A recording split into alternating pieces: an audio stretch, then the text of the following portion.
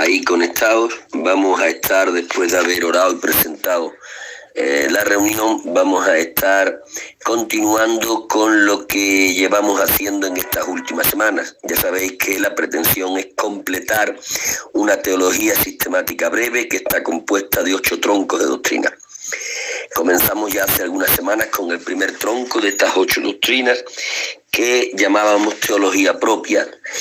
Dicho tronco ya recordaréis que tenía 3 ramificaciones, que eran la existencia de Dios, los atributos divinos y la Trinidad de Dios. Ya dimos la existencia de Dios, también dimos los atributos divinos y nos encontramos ahora inmersos en lo que es la última rama de este primer tronco de doctrina, que es la teología propia. Rama esta que es la Trinidad divina y que vamos a intentar de completarla ya hoy. Vamos a intentar, no, que la vamos a completar hoy. ¿De acuerdo? Por refrescar la memoria, aunque después el Juan tiene esos audios que los puede pasar cuando el pastor considere, para refrescar la memoria, como os decía, en relación a lo que hemos dado ya de la Trinidad Divina, os recuerdo que hicimos una definición de la misma y aun a sabiendas de que no es una palabra bíblica, sí decíamos que está dentro de lo que es la enseñanza de la Biblia, ya que la Biblia enseña que tenemos un solo y único Dios verdadero que es tripersonal en su forma de existencia. Decíamos que la única manera de comprender en una medida mínima el misterio de la Trinidad tiene que ser desde una base sólida de monoteísmo. Cuando hablamos del monoteísmo hablamos de que hay un solo Dios verdadero, pero ese único Dios tiene una forma de existencia que es tripersonal. 3 personas divinas y un solo Dios verdadero. Una naturaleza y esencia divina de la que gozan 3 personas distintas. Así es como definíamos a lo que era la doctrina de la Trinidad. Después de esto estuvimos mirando lo que fueron los textos trinitarios más importantes y la semana anterior ya concluíamos mirando la revelación de la Trinidad en el Antiguo Testamento y también miramos la revelación de la Trinidad en el Nuevo Testamento. Después concluimos mirando algunas analogías acerca de la Trinidad que la hacían un poco más comprensible. Miramos analogías en la naturaleza inanimada, en la naturaleza animada y también en la naturaleza humana, para concluir mirándola en lo que era el terreno de lo que era la aritmética, de lo que era concretamente un triángulo equilátero invertido. Bien, pues ahí lo dejamos en la semana anterior y hoy vamos a concluir ya lo que es esta rama de la teología propia, que es la Trinidad. Vamos a concluirla ya mirando el trabajo de cada una de las personas divinas dentro del plan de Dios. El trabajo de cada una de las personas divinas dentro del plan de Dios. Este único Dios tripersonal, este Dios que se manifiesta en 3 personas, este Dios nuestro en cada una de sus personas tiene un trabajo que caracteriza a cada una de ellas. Hay que aclarar aquí que aunque las 3 personas divinas poseen en común todos los atributos esenciales, operativos y morales de la naturaleza divina, después hay también que aclarar, que es lo que vamos a hacer hoy, que cada una de estas 3 personas se manifiesta, por decirlo de alguna manera, entre comillas, al exterior, desarrollando un trabajo distinto. Son las 3 personas que comparten al ser de Dios y cada una de ellas se manifiesta especialmente realizando un trabajo hacia el exterior. Es por eso que al Padre le vemos que se manifiesta preferentemente creando, vemos que el Hijo se manifiesta preferentemente redimiendo y vemos que la persona del Espíritu Santo se manifiesta preferentemente regenerando y santificando. Vamos a mirar cada uno de estos 3 trabajos de una forma detenida, aunque breve. El Padre aparece creando. Mirad cómo esto nos lo enseña la Escritura en el libro del Génesis, en el capítulo 1, verso 31, que es un texto más que conocido por todos nosotros. Dice así en el texto en cuestión: y vio Dios todo lo que había hecho, y aquí que era bueno en gran manera.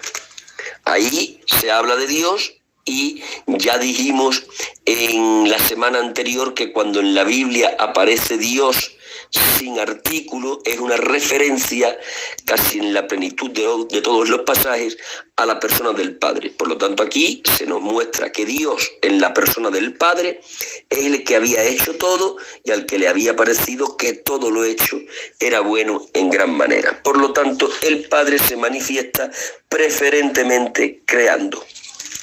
Vamos a ver cómo el Hijo se manifiesta preferentemente redimiendo.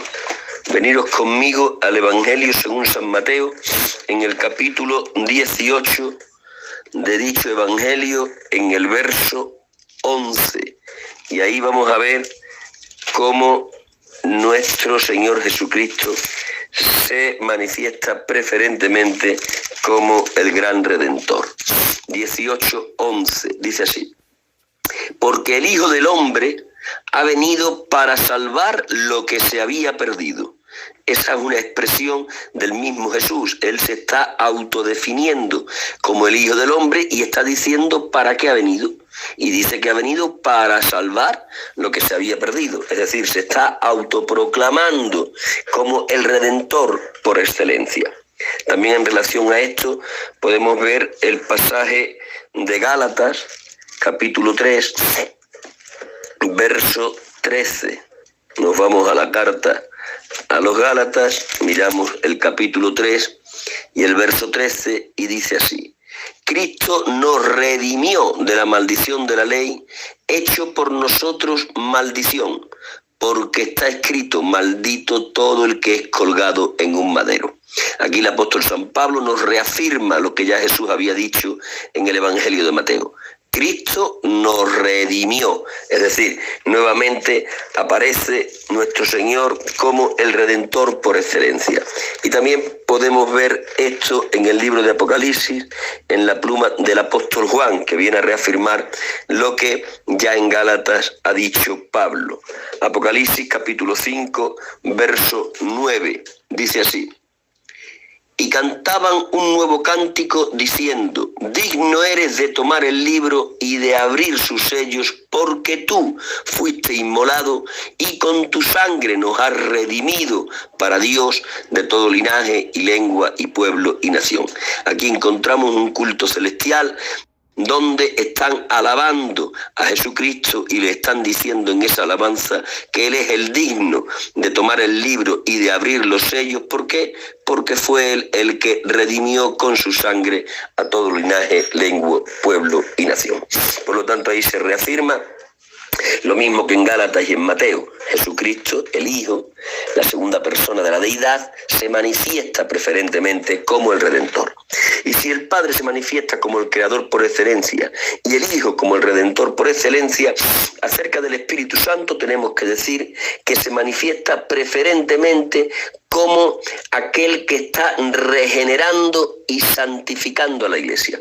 Cuando hablamos de regeneración, hablamos de nuevo nacimiento. Por lo tanto, cuando decimos que el Espíritu Santo se manifiesta regenerando, estamos diciendo que se manifiesta como aquel que imparte la nueva vida en nosotros y que después de impartir la nueva vida en la regeneración, la hace crecer en la santificación. Porque si regeneración es principio de vida, santificación es crecimiento de la vida. En la regeneración se nos imparte la nueva vida, en el llamado nuevo nacimiento, y a través de la santificación lo que se hace es ir creciendo en esa nueva vida que hemos adquirido. Pues bien, el que hace esta obra de forma preferente es la persona del Espíritu Santo. Es Él el que regenera, es decir, el que nos hace nacer de nuevo, y también es Él el que nos hace crecer después de habernos hecho nacer en la doctrina que llamamos santificación. Vamos a ver esto en algunos pasajes, como por ejemplo Efesios 1:13. En la carta a los Efesios, en el capítulo 1, verso 13, San Pablo nos hace ver esta verdad de la que estamos hablando. 1:13, dice así: en Él, está hablando de Jesús, también vosotros, habiendo oído la palabra de verdad, el evangelio de vuestra salvación, y habiendo creído en Él, fuisteis sellados, ¿con quién? Con el Espíritu Santo de la promesa. Aquí el apóstol está diciendo que cuando nosotros oímos la palabra del Evangelio, es decir, la palabra del mensaje de Cristo muriendo en la cruz por nosotros, y hemos creído en él, entonces ¿qué ocurre? Nos sella el Espíritu Santo de la promesa. Ese sellarnos es un sinónimo del nuevo nacimiento, es un sinónimo de que el Espíritu Santo viene a vivir en nosotros cuando creemos al mensaje que nos ha trasladado el Evangelio. Es el Espíritu Santo viniendo a vivir en nosotros, por lo tanto, el que nos imparte la nueva vida, el que nos hace nacer de nuevo. Por eso decimos que el Espíritu Santo se manifiesta regenerando. Vamos a seguir viendo otro pasaje que también hace alusión a esto de lo que hablamos. Evangelio según San Juan, capítulo 3, verso 4 al 5. Dice así en el texto en cuestión, si tenéis Biblia me seguís, y así nos vamos acostumbrando a manejar lo que son las Escrituras. Juan capítulo 3, verso 4 al 5, dice así. Nicodemo le dijo, es la conversación famosa entre Nicodemo y Jesucristo. Nicodemo le dijo, ¿cómo puede un hombre nacer siendo viejo? Esta es la pregunta de Nicodemo a Jesús. Sigue diciendo el anciano, ¿puede acaso entrar por segunda vez en el vientre de su madre y nacer? Respondió Jesús, de cierto te digo, que el que no naciere de agua y del Espíritu no puede entrar en el reino de Dios. Ahí Jesucristo está empezando a desvelar el origen de la doctrina del nuevo nacimiento y dice él que nacer de nuevo es sinónimo de nacer del Espíritu. Si el Espíritu Santo no viene a vivir en uno, dice Jesucristo, ninguno que no tenga el Espíritu Santo va a poder entrar al reino de los cielos. Por lo tanto, aquí el Señor Jesucristo nos está indicando una vez más que el que imparte la nueva vida, la regeneración, es el Espíritu Santo, esa persona divina a la que llamamos Espíritu Santo. Vamos a mirar también en relación a esto, Primera de Pedro, capítulo 1, verso 2. En esta primera carta del apóstol San Pedro, seguimos reafirmando las funciones del Espíritu Santo en cuanto a regeneración y en cuanto a santificación.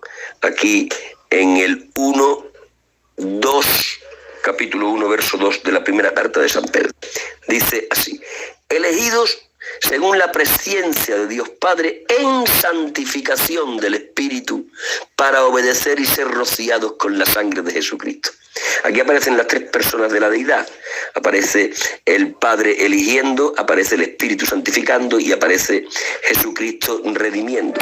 Pero como estamos hablando de la persona del Espíritu Santo y su obra de santificación, aquí queda perfectamente clarificado por San Pedro. Dice, en santificación del Espíritu para obedecer. Es decir, el que nos santifica en la obediencia o a través de la obediencia, que sería más correcto decirlo así, es el Espíritu Santo. Por lo tanto, en este pasaje de Pedro, el acento se pone en que el Espíritu Santo es el que nos santifica, como en los dos pasajes anteriores de Juan 3 y Efesios 1, se ponía el acento en que el Espíritu Santo es el que nos hace nacer de nuevo. Las dos funciones están a cargo de la persona divina del Espíritu Santo. Es el Espíritu Santo el que morando en nosotros nos hace nacer de nuevo, y es el Espíritu Santo desde su morada el que después nos hace crecer en la santificación, que no es otra cosa que vivir obedeciendo al Señor. Por lo tanto, hemos visto al Padre creando, al Hijo redimiendo y al Espíritu Santo regenerando y santificando. Ahora bien, tenemos que aclarar que aunque cada una de las personas divinas se nos muestra en la Escritura desarrollando de forma principal un trabajo, por esto no hemos de perder de vista, no hemos de pasar por alto una verdad, otra verdad. Es decir, hay una verdad sobre otra verdad. La verdad de que cada una de las personas aparecen desarrollando de forma principal un trabajo no oscurece la verdad de que todas están involucradas en el trabajo de cada una. ¿De acuerdo? Todas están involucradas en el trabajo de cada una. Es decir, el Padre aparece creando, pero cuidado, en la creación también aparece el Hijo. ¿Sabéis por qué? Porque el Padre crea a través del Hijo. Pero también está el Espíritu Santo, porque dice que la creación del Padre a través del Hijo la hizo en colaboración con el Espíritu Santo. Vamos a mirar esto un poco detenidamente. Mirad, en el pasaje de Génesis, capítulo 1, de verso 1 al 31, por no tenerlo que leer todo, que sería muy canso, estamos viendo en el capítulo 1, del verso 1 al 31, cómo Dios ha creado todo. De hecho, hemos leído antes el verso 31, que finaliza la creación, y hemos leído, y volvemos a leer ahora, que dice, y vio Dios todo lo que había hecho. Es decir, es Él el que lo ha hecho todo, ¿de acuerdo? Ahora bien, ¿a través de quién lo ha hecho? Dice la Escritura que aunque es el Padre el que está pilotando la obra de lo que es la creación, resulta que el Padre, que es el que pilota esa obra de creación, lo hace por medio del Hijo. El Hijo es el medio de creación. Vamos a ver esto cotejando, comparando el capítulo 1 de Génesis, verso 3, con el capítulo 1 de San Juan, verso 1. Comparando esos dos textos vamos a ver cómo el Padre, que es el que aparece creando, lo hace a través del Hijo. ¿De acuerdo? El Padre pilota la creación, pero la herramienta que usa es la persona del Hijo. Mirad 1:3, dice, y dijo Dios, sea la luz. Es decir, Dios está creando por la palabra. Él decía las cosas y las cosas aparecían. Ahora bien, ¿quién es la palabra? Venís a ver ahora Juan, ya sé yo que vosotros acabáis de entender lo que os voy a decir, pero prefiero decirlo. Juan 1:1. Aquí en Juan 1:1 vamos a ver quién es la palabra de Dios. Juan 1:1, que ya conocéis vosotros el texto, dice así. En el principio era el verbo con Dios, era con Dios y el verbo era Dios. Mirad ahora el verso 14 de este mismo primer capítulo de Juan. Y aquel verbo fue hecho carne. En el verso 14 se nos dice que el verbo fue hecho carne, es decir, es Jesucristo. ¿De acuerdo? Y en el verso 1 se nos dice que este verbo era Dios y estaba con Dios. Y en el pasaje de Génesis 1:3 hemos visto que Dios creaba por la palabra y dijo Dios. Por lo tanto, el medio de creación fue el Hijo. El Padre es el que aparece como el creador por excelencia, sí, pero el Hijo tiene parte en la creación. ¿Por qué? Porque fue a través de Él que el Padre creó. Eso también lo vemos de una forma clara en lo que es el pasaje de Colosenses 1:16. Mirad con qué claridad aquí el apóstol San Pablo expresa que el Hijo es el medio de creación del Padre. Esto es realmente extraordinario. Dice Colosenses 1:16, dice el apóstol San Pablo. Porque en Él, está hablando de Jesucristo, fueron creadas todas las cosas, las que hay en los cielos y las que hay en la tierra, visibles e invisibles, sean tronos, sean dominios, sean principados, sean potestades. Todo fue creado por medio de Él, por medio de Jesús y para Jesús, por medio de Él y para Él. Es decir, la persona del Hijo es el instrumento que usa el Padre para la creación. Por lo tanto, el Padre es el creador por excelencia, pero crea a través del Hijo. ¿Y el Espíritu Santo tiene parte en la creación? También. El Espíritu Santo coopera en la acción de la creación. ¿De qué manera? De la manera que nos enseña lo que es el libro del Génesis en el capítulo 1, verso 2. Mirad lo que dice. Y la tierra estaba desordenada y vacía, y las tinieblas estaban sobre la faz del abismo, y el Espíritu de Dios se movía sobre la faz de las aguas. El Espíritu de Dios se movía sobre la faz de las aguas. La tierra ya estaba creada, pero estaba completamente desordenada, y el Espíritu estaba moviéndose sobre la faz de las aguas. Estaba cooperando con el Padre para ordenar lo desordenado. Por lo tanto, el Padre aparece como el creador por excelencia, pero vemos que crea a través de la persona del Hijo, que es su palabra, y con la colaboración del Espíritu Santo, que es el que estaba anidando, así es como aparece en el original hebreo, anidando, como ordenando en su colaboración lo que el Padre iba creando. Pero si el Espíritu Santo y el Hijo tienen parte en la obra de creación del Padre, también tenemos que decir que en la obra de creación, que en la obra de redención del Hijo, también cooperan el Padre y el Espíritu Santo. Vamos a verlo ahora. El Hijo hemos visto que aparece redimiendo. Volvemos a citar el pasaje de Gálatas 3:13. En Gálatas 3:13 hemos visto que el Hijo aparece redimiendo, es el Redentor por excelencia. Hemos visto otros pasajes, pero tan solo vamos a citar este. Dice el apóstol San Pablo, Cristo nos redimió. Es Cristo el que nos redime, ¿de acuerdo? Él aparece como el Redentor por excelencia. Pero en esta redención interviene el Padre. ¿Por qué? Porque es el Padre el que entrega al Hijo. Juan 3:16. A ver, vamos a leer Juan 3:16, que lo conocéis vosotros perfectamente, porque a este texto se le llama el corazón de la Biblia. Juan 3:16, dice el texto en cuestión. Porque de tal manera amó Dios al mundo que ha dado a su Hijo unigénito. ¿Quién lo ha dado? El Padre. El Hijo aparece como el Redentor en la cruz, pero el que lo dio fue el Padre. Si el Padre no lo da, el Hijo no puede ir a la cruz. Por lo tanto, el Padre aparece cooperando en la redención del Hijo, en el hecho de haber sido Él el que lo entregó. ¿Y cómo aparece el Espíritu Santo en la obra de la redención? Aparece gestando la naturaleza humana del Cristo en el vientre de María y siendo el poder que lo resucita de entre los muertos. Vamos a ver esta doble cooperación del Espíritu Santo en el ministerio de redención. Evangelio de Lucas, capítulo 1, verso 35. Aquí vamos a ver cómo es la persona del Espíritu Santo la que crea la naturaleza humana de Jesús. Es el Espíritu Santo del vientre de María el que crea un cuerpo humano, un alma humana y un espíritu humano que une a la persona y naturaleza divina del Hijo de Dios. Vamos a verlo en Lucas 1:35. Esto lo dice el arcángel. Respondiendo el ángel le dijo, le está hablando el ángel a María, cuando se le apareció para anunciarle que iba a ser la madre del Mesías. Dice el 35. Respondiendo el ángel le dijo, el Espíritu Santo vendrá sobre ti y el poder del Altísimo te cubrirá con su sombra, por lo cual también el santo ser que nacerá será llamado Hijo de Dios. ¿Quién es el que vendría sobre María? El Espíritu Santo es el que vendría sobre ella.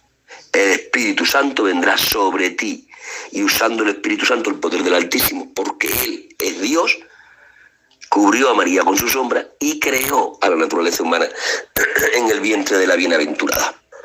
Pero no solo vemos su colaboración creando la naturaleza humana en el vientre de María, sino que también vemos que el Espíritu Santo es el poder que resucitó a Jesús de entre los muertos. Romanos, esto lo dice San Pablo en la carta a los Romanos, en el capítulo 1, verso 4. Dice así el texto en cuestión. Dice el apóstol, que fue declarado Hijo de Dios con poder, según el Espíritu de santidad, por la resurrección de entre los muertos. El Espíritu de santidad por la resurrección de entre los muertos. Es decir, que el Verbo Divino es declarado Hijo de Dios con poder, ¿según qué? Según el Espíritu. ¿Por qué? Por la resurrección de entre los muertos. La resurrección de entre los muertos, voy a explicar esto brevemente, sin necesidad de extenderme mucho. La resurrección de entre los muertos es la evidencia de la victoria de Jesús. ¿Por qué sabemos que Jesús triunfó sobre Satanás y sobre la enfermedad y sobre la muerte y sobre el pecado? ¿Por qué lo sabemos? Porque tenemos la prueba indubitable, que es el cuerpo de resurrección. El cuerpo de resurrección es la evidencia palpable y visible de que la muerte no le pudo retener. Y si la muerte no le pudo retener, es porque no tenía pecado. Porque la Escritura dice que la paga del pecado es muerte. Es decir, quien hace pecado merece la muerte, pero como él ingresó a la muerte sin pecado personal, la muerte le tuvo que vomitar, no pudo retenerle. ¿Quién fue la persona que ejerció el poder divino para resucitarle de entre los muertos? El Espíritu Santo. Por lo tanto, el Espíritu Santo en la obra de redención tiene su parte en la creación de la naturaleza humana en el vientre de María y en ser el poder que le resucitó de entre los muertos a causa de la limpieza de la vida de Jesús. Vamos a mirar ahora lo que es al Espíritu Santo y vamos a ver que el Espíritu Santo, que dijimos que aparecía principalmente regenerando y santificando, pero en esta obra de regeneración y santificación también participan lo que es Jesucristo y evidentemente también participa el Padre. Vamos a ver la participación de Cristo y del Padre en la obra de regeneración y santificación del Espíritu Santo. Ya leímos en los textos de Efesios 1 y 1 de Pedro 2 y primera de Pedro 1 también, leímos en esos dos textos que el Espíritu aparece como regenerador, impartiendo la nueva vida, y como santificador, haciéndonos crecer en la obediencia de esa nueva vida. Pero ahora vamos a ver cómo Cristo tiene parte en esa obra y también cómo tiene parte el Padre. ¿En base a qué el Espíritu nos regenera y nos santifica? ¿En base a qué el Espíritu Santo nos hace nacer de nuevo y nos hace crecer en el nuevo nacimiento a través de la obediencia? Evidentemente lo hace en base al sacrificio de Cristo, ya que no podría haber regeneración, apúntense esto, si antes no hubiese visto sacrificio de expiación. Dice el texto de Efesios 1:13 que habiendo oído el mensaje del Evangelio y habiendo creído en él, ¿qué nos dice el mensaje del Evangelio? Que Dios se hizo carne, vivió sin pecado, se entregó a la muerte de cruz, derramó su sangre, limpió nuestros pecados, fue sepultado y resucitó de entre los muertos. El mensaje del Evangelio nos habla de la biografía de Jesús en la tierra. Y creyendo en ese mensaje, poniendo la fe en él, dice que entonces el Espíritu Santo viene a vivir en nosotros. ¿Por qué viene a vivir? Porque hemos creído en el mensaje de la biografía de Jesús. Si no hubiese visto historia de Jesús, no hubiera podido haber morada del Espíritu Santo. Por lo tanto, el Espíritu Santo regenera en base a lo que Jesús hizo. Jesús tiene cooperación en la obra de la regeneración, en la obra de lo que es el nuevo nacimiento. Pero claro, si el Hijo tiene parte, porque Él es el que se entrega y en base a ese mensaje el Espíritu Santo puede venir a vivir en nosotros, también el Padre tiene parte. Y la parte del Padre en la regeneración y en la santificación es la entrega del Hijo. El Padre entregó al Hijo. El Hijo muere expiando nuestros pecados. Y por la muerte del Hijo expiando nuestros pecados, el Espíritu Santo puede vivir en nosotros. Si no hay entrega del Padre, no hay expiación del Hijo. Y si no hay expiación del Hijo, no hay regeneración del Espíritu Santo. Por lo tanto, el Padre tiene su parte en el hecho de haber entregado al Hijo.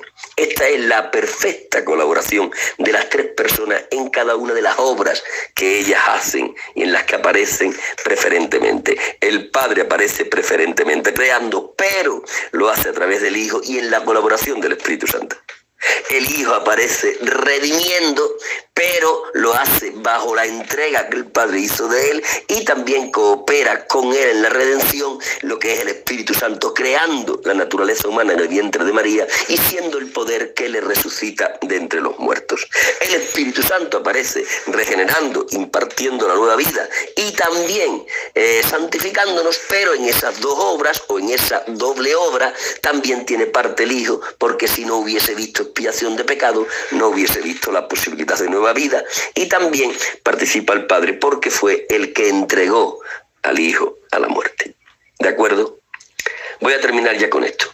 Esta colaboración tan extraordinaria de las tres personas divinas en sus respectivos trabajos, la vemos de una forma preciosa en un pasaje, que es el pasaje del Evangelio según San Juan, capítulo 6, verso 27, comparado con Romanos 8, 29 y con Efesios 1, 13. A ver si somos capaces de hacerlo fácil. Vamos a comparar estos tres pasajes y vamos a ver cómo en la comparación de estos tres pasajes encontramos la relación de las tres personas trabajando en cooperación las unas con las otras. Mirad, quedaros con lo que va diciendo cada pasaje. Juan 6, 27. Coged la Biblia conmigo. Juan 6, 27. Dice el texto: trabajad no por la comida que perece, sino por la comida que a vida eterna permanece, la cual el Hijo del Hombre os dará, porque a este señaló Dios el Padre. Quedaros con la última parte. La cual el Hijo del Hombre os dará, Él nos dará la comida del ser interior, la comida espiritual. Dice, ¿por qué? Porque a este señaló Dios el Padre. Veniros ahora, teniendo eso presente, a mirar Romanos 8, 29, en la pluma de San Pablo. Mirad lo que dice el apóstol en Romanos 8, 29. Dice así. Romanos 8, 29. Dice, porque a los que antes conoció también los predestinó para que fuesen hechos conforme a la imagen de su Hijo. Conforme a la imagen de su Hijo. para que sea el primogénito entre muchos hermanos. Quedaros con la parte conforme a la imagen de su Hijo. Y ahora veniros a Efesios 1:13. A ver, Efesios 1:13, que ya lo hemos leído antes y lo volvemos a leer ahora.